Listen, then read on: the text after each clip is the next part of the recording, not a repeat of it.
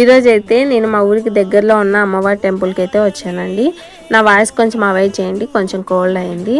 So ఇక్కడైతే పూజ జరుగుతుంది కదా, ఎవ్రీ అమావాస్యకు మా రిలేటివ్స్ అయితే పూజ చేస్తారు. ఇంక ఈ అమావాస్యకి నేనైతే ఇంటి దగ్గరే ఉన్నా కదా అని వచ్చానమాట. ఇంకా పూజ అయితే జరుగుతుంది. సో నేను వీడియో పూజ అంతా అయిపోయిన తర్వాత తీసుకున్నాను, ఎందుకంటే నేను కూడా పూజలో కొద్దిసేపు కూర్చున్నాను ప్రశాంతంగా.